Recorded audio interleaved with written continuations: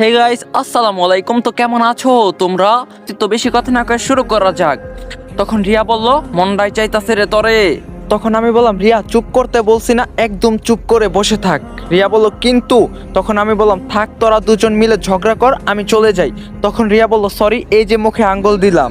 তখন আমি বললাম, মিতু, আমি শুধু জানতে চেয়েছি, বাস এর চেয়ে বেশি কিছু না।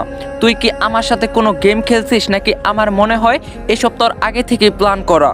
তখন মিতু বলল, মাসুদ তরে বলছে আমি ওর সাথে অনেকবার শারীরিক সম্পর্ক করছি, তাই তো? আর আমরা দুজন দুজনকেই ভালোবাসি। তখন আমি বললাম, তুই জানিস কিভাবে ও যে এই কথা বলল?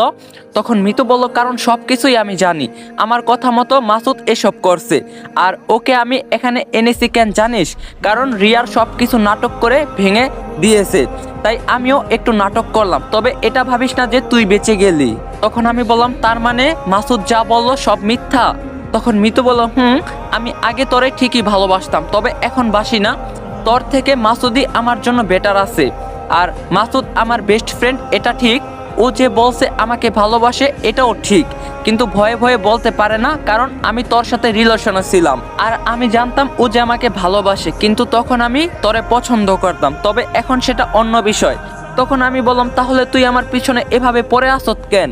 কেন আমাকে এত অত্যাচার করছিস? যা গিয়ে মাসুদকে বিয়ে কর।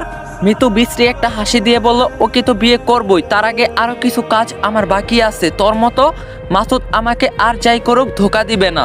তখন আমি বললাম, তবে যা না, আমাকে কেন বিরক্ত করিস? মাসুদের কাছে যা।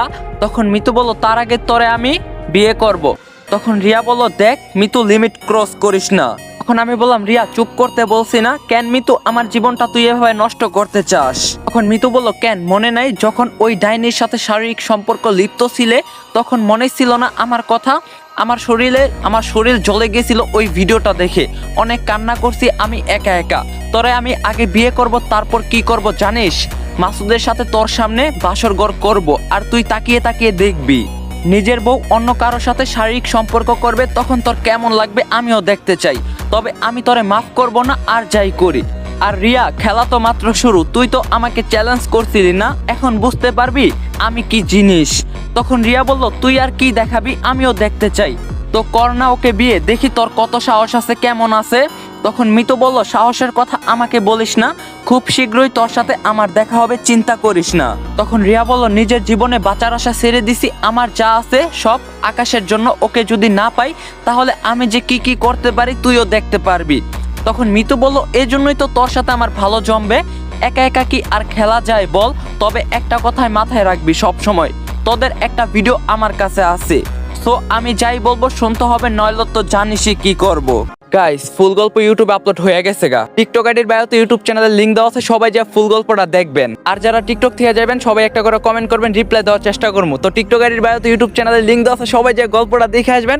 আর ইউটিউব চ্যানেলের নাম ইয়ামিন অন ফায়ার 2.0। তো তাড়াতাড়ি সবাই ইউটিউবে যা গল্পটা দেখে আসেন, লিংক থাকবো টিকটক আইডির বায়োতে।